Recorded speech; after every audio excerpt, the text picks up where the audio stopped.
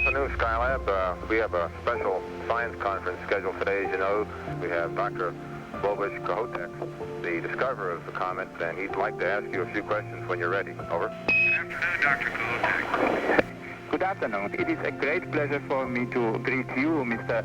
Gibson, Mr. Kerr, and Mr. Borg, as the first human beings studying a comet from outer space.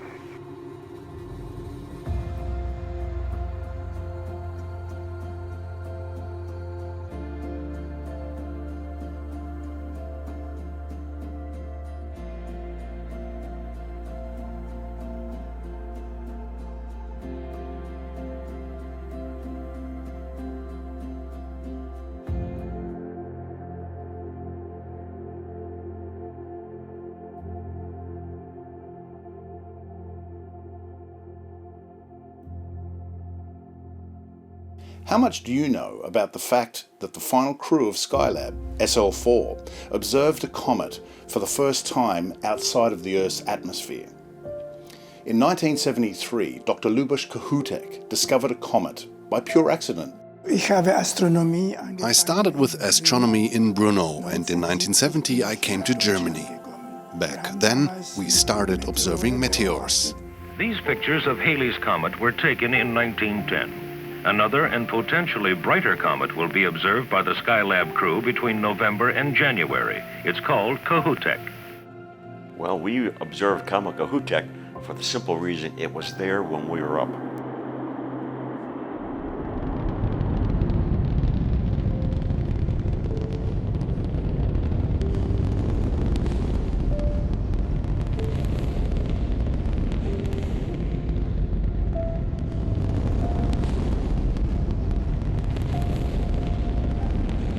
An entire program of research was developed for the final crew of Skylab so that they could observe this comet.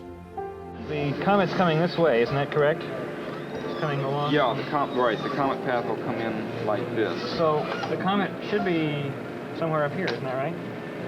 Well, with respect to the sun, but he doesn't see the sun. I think we've been rather fortunate that Comet Kohoutek was picked up and discovered quite early so that we could get a good observing program put together to study it. Kohoutek found the comet and said, here's a great opportunity, and it turned out it was coming right by at Christmas time.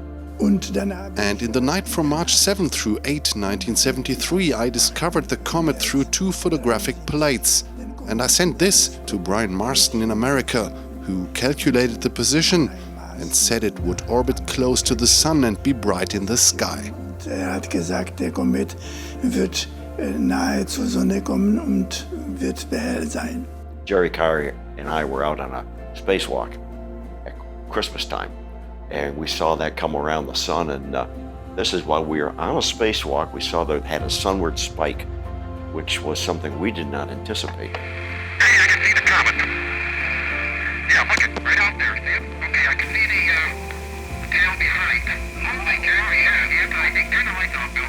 So it was kind of interesting. We got back in and we both scratched our heads and say, is that right? And then the 3 of us got out and started drawing what we saw. Well, I'm going to turn the mic over to Ed now, and we'll fire up the close-up camera and get over there and start showing you what we saw. First, the nucleus, or the coma rather, which is the bright region surrounding the nucleus. The tail, which again is the amplification of the one which we previously saw. So it was a real interesting thing for us. We have the advantage up here above the atmosphere. We've been able to see the comet all the way since it started far out from the sun, came in, undergone a lot of large changes, and now is on its way away. And again, changing. What we've tried to do is to not only record with the instruments on the ATM, with the instruments down in the airlock, but also to try to put down on paper what we see by eye. We've done that with sketches, and here the trick is to try to put down the details as accurately as you possibly can. And we thought it was going to be a much greater experience than what we saw, but it didn't have the volatiles coming off, so it was not as bright. But from our standpoint, it was still interesting. but unfortunately it wasn't as sensational as the ground had hoped it would be. Der Komet war ziemlich schnell weg. The comet was gone fairly quickly and no longer visible, and I was no longer interested in meteors or comets. For me, planetary nebulae were more important. So thank you for joining me again for iSkylab. I hope to make more of these type of programs for you, so please click on subscribe, click on like, let me know that you're interested in this. If you want further information, please visit www.searchingforskylab.com, where you can find our movie, access to the books that I've written and edited, and all the cool, obscure information you'd like to know about this particular space program.